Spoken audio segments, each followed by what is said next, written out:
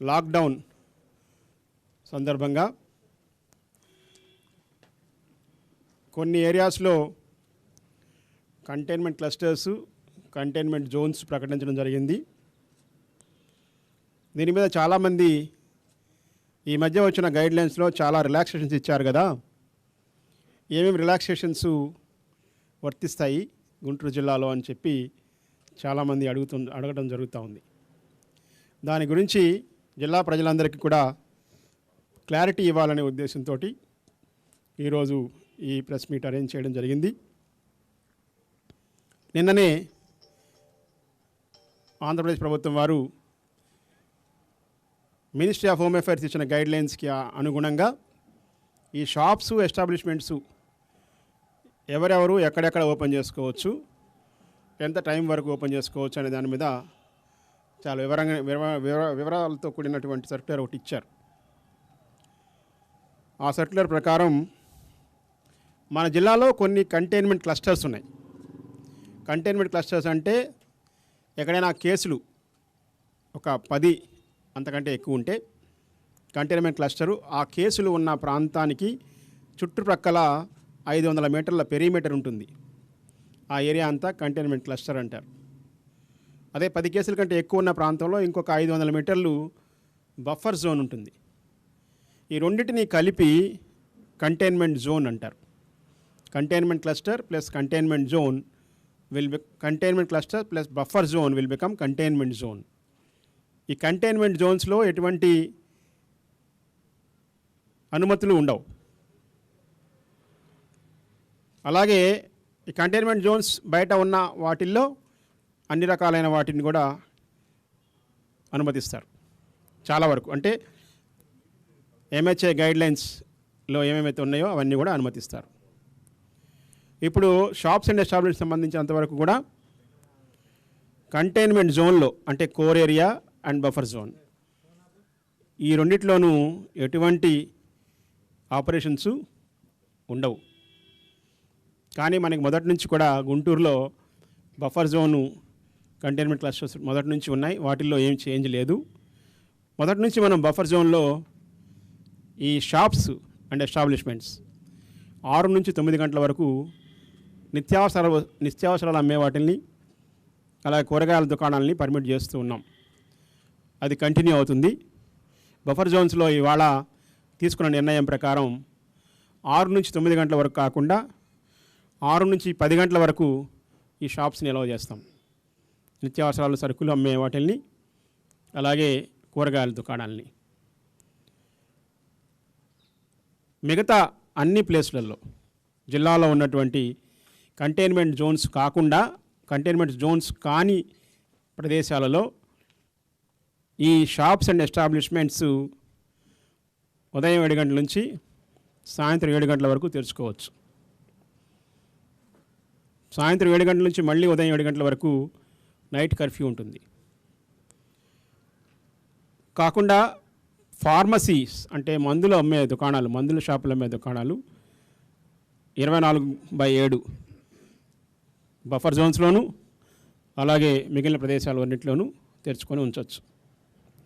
Urban ఏరియాస్లో ఈ shops ఎంతవరకు తెరుచుకోవచ్చు అంటే కాలనీ షాప్స్, ఏదైనా ఒక కాలనీ ఉంటే ఆ కాలనీలో ఒక స్టాండ్ అలోన్ షాప్ ఉంటుంది, అది ఓపెన్ చేసుకోవచ్చు.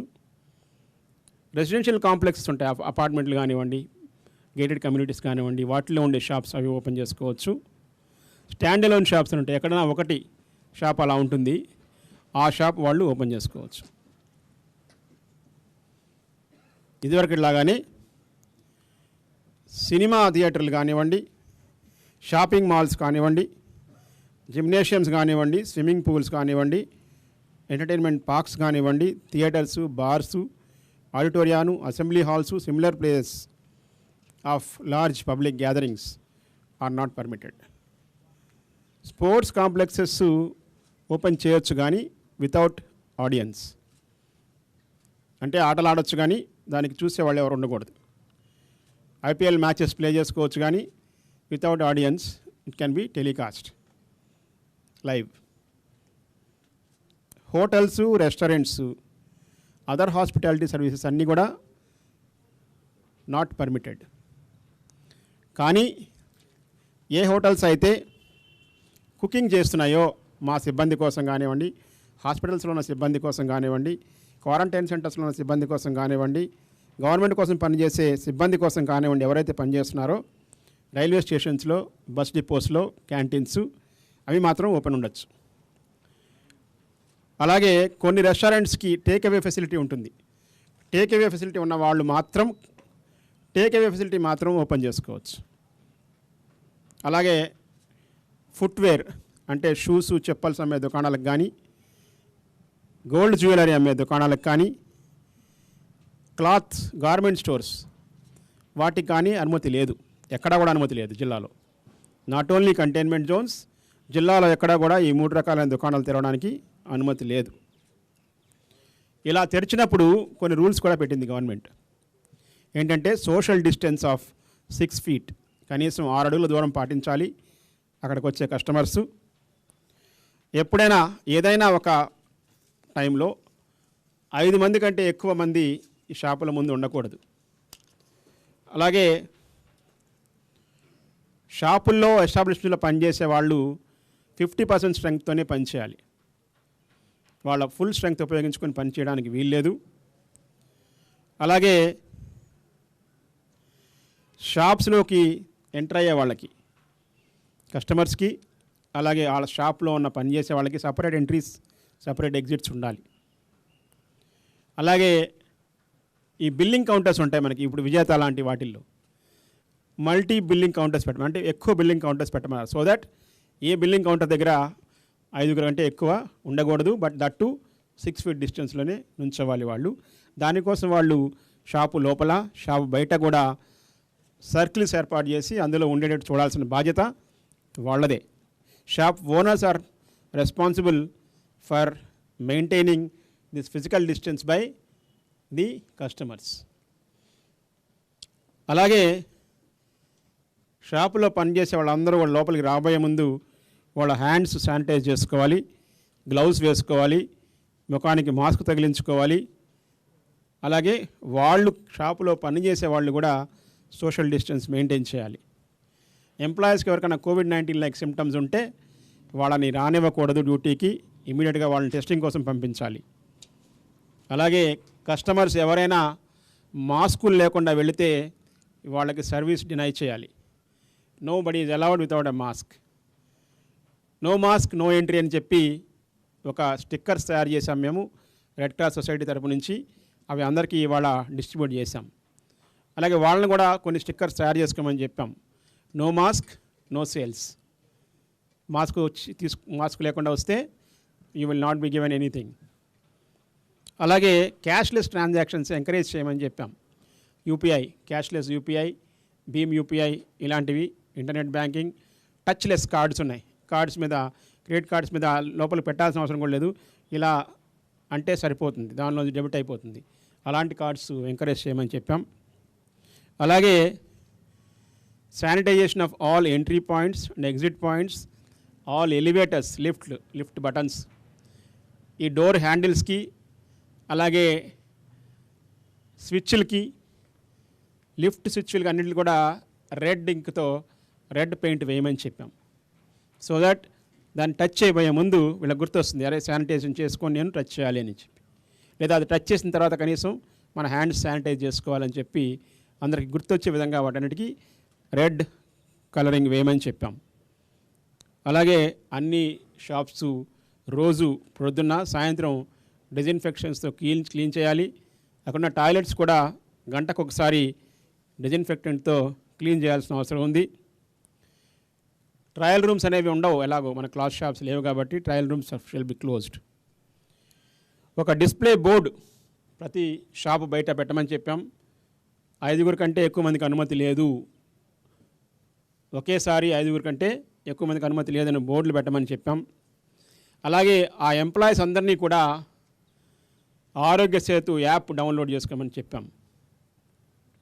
మీడియా వారు డౌన్లోడ్ చేసుకున్నారో మరి నాకు తెలియదు, డౌన్లోడ్ చేసుకోండి మీరు కూడా చేసుకోకపోతే. అలాగే సాధ్యమైనంత వరకు షాపింగ్కి 65 ఏళ్ళు దాటిన వాళ్ళు కానివ్వండి, 10 ఏళ్లలోపు పిల్లల్ని కానివ్వండి, అలౌ చేయొద్దు అని చెప్తున్నాం. సో అలాగే బార్బర్ షాప్స్ కూడా తీసుకోవచ్చని ఉంది నాన్ కంటైన్మెంట్ జోన్స్లో. కానీ పెద్ద పెద్ద barber shops, high budget barber shops ఉన్నాయి అనుకోండి, కొన్ని ఉన్నాయి కదా మనకి హై బడ్జెట్ షాప్స్, వాటిల్లో అందరూ కూడా పీపీఈలు ధరించాలి, శానిటైజర్సు, మాస్కులు వేసుకోవాలి, గ్లౌస్ వేసుకోవాలి కటింగ్ చేసేటప్పుడు. వచ్చిన ప్రతి కస్టమర్కి కొత్త క్లాత్ వాడాలి, శానిటైజ్ చేసిన క్లాత్ వాడాలి. చిన్న వాటిల్లో మాత్రం క్లీన్ మెటీరియల్స్ వాడమని చెప్తున్నాము. అలాగే క్యాప్స్ పెట్టుకోవాలి, మాస్కులు వేసుకోవాలి, గాగుల్స్ పెట్టుకోవాలి, వాళ్ళు ఫుల్ కవర్డ్ గౌన్ ఒకటి పెట్టుకోవాలి. అలాగే ప్రతి ఫర్నిచర్ కూడా డిజన్ఫెక్టెడ్ చేయాలి. వాడిన ప్రతిసారి వాళ్ళు కూర్చున్న చైర్స్ కానివ్వండి, వాళ్ళు వాడిన సిజర్సు ఇవన్నీ కానివ్వండి డిజన్ఫెక్టెంట్ చేయాలి. చేసిన తర్వాత వాళ్ళల్లో ఉన్న టాయిలెట్స్, బాత్రూమ్స్ అన్నీ కూడా ఒక గంటకోసారి కడుగుతూ ఉండాలి. ఇవన్నీ ఫాలో అయితేనే వాళ్ళకి అలౌ చేస్తామని చెప్తున్నాం. So all the officers concerned like the municipal commissioners, the police officers, all of them are advised to check whether these things are being followed. If they are not being followed, then to take necessary action against all those people who are violating these guidelines. అది ఇంతవరకు చెప్పదలుచుకున్నాం. ఇంకొకటి కొంత circulate అవుతుందంటే social మీడియాలో containment జోన్స్లో హాస్పిటల్స్లో OPD చూడొచ్చు అని చెప్పారంట. కానీ అది లేదు, ఆ ప్రొవిజన్ లేదు. వాళ్ళు ఓన్లీ ఎమర్జెన్సీ సర్వీసెస్ మాత్రం పేషెంట్స్కి ఇవ్వాలి. నాన్ కంటైన్మెంట్ జోన్స్లో ఓపీడీ కూడా తెలుసుకోవచ్చు. నార్మల్ సర్వీసెస్ అన్నీ కూడా మనకి రెస్టోర్ అవుతాయి. సో ఇది అందరికీ నేను తెలియజేయాలనుకుంటున్నది. తర్వాత ఇప్పుడు ఆర్టీసీ సర్వీసెస్ కూడా నరసరావుపేట, గుంటూరు, మాచర్ల, దాచేపల్లి ఈ డిపోల నుంచి there will be no RTC services at all. Guntur red జోన్లో ఉంది, అలా కంటైన్మెంట్ జోన్లో ఉంది పూర్తిగా. నరసరావుపేట పూర్తిగా కంటైన్మెంట్ జోన్లో ఉంది, మాచర్ల పార్ట్లీ ఉంది, అలాగే దాచేపల్లి ఫుల్గా ఉంది. ఇక్కడ నుంచి వేరే గుంటూరు నుంచి దాచేపల్లి కానీ, గుంటూరు నుంచి మాచర్ల కానీ, గుంటూరు నుంచి నరసరావుపేట కానీ ఇలాంటి బస్ సర్వీసులు ఉండవు. గుంటూరు నుంచి నరసరావుపేట నుంచి బస్ సర్వీసులు స్టార్ట్ కావు. వేరే డిపోస్ నుంచి ఇంకా వేరే డిపోస్కి బస్ సర్వీసెస్ ఉంటాయి. అందరు దయచేసి ప్రయాణికులందరూ గమనించాలి. ఇవాళ ప్రొద్దున కూడా కొంతమంది గుంటూరు బస్ స్టాండ్ దగ్గరికి వెళ్ళినట్టు తెలుస్తూ ఉంది నాకు, బస్ సర్వీసులు మొదలయ్యాయని అని చెప్పి. గుంటూరు నుంచి ఇప్పుడప్పుడే మొదలు కావు. వేరే జిల్లాలో ఉన్న వేరే డిపోలు ఉన్నాయి, రేపల్లె కానివ్వండి, బాపట్ల కానివ్వండి, చిలకలూరుపేట కానివ్వండి, తెనాలి కానివ్వండి, ఇలాంటి డిపోస్ ఉన్నాయి. అలాంటి డిపోస్ నుంచి స్టార్ట్ అవుతాయి. పాయింట్ టు పాయింట్ ఉంటుంది. ఒక చోట ఎక్కితే ఇంకొక చోట దిగడం, అంతవరకే. మధ్యలో ఎవరిని ఎక్కించుకునేదంటూ ఉండదు. ఇది ఆర్టీసీ వారితో డిస్కస్ చేయడం జరిగింది. And only online booking, no ground booking is allowed. Only online booking allow చేస్తున్నాం. ఆన్లైన్లో బుక్ చేసుకున్న వాళ్ళకి మాత్రం వాళ్ళు ప్రయాణంకి అనుమతిస్తారు. apsrtc.info.in అది వెబ్సైట్ అడ్రస్సు. దాంట్లో ఆన్లైన్ బుకింగ్ చేసుకోవచ్చు. apsrtc.online.in apsrtc.online.in అది అడ్రస్. అక్కడ బుక్ చేసుకోవచ్చు. అక్కడ మీరు క్లిక్ చేస్తే అందులో ఏమేమి సర్వీసెస్ అవైలబుల్గా ఉన్నాయనేది వస్తుంది. దాంట్లో ఎవరైనా వెళ్ళాలనుకున్న వాళ్ళు దానిలో బుక్ చేసుకుని వెళ్ళొచ్చు. So this is what I wanted to say. And thank you. SP గారు, రూరల్ ఎస్పీ గారు, అర్బన్ ఎస్పీ గారు ఇక్కడే ఉన్నారు. ఆర్టీసీ ఆర్ఎం గారు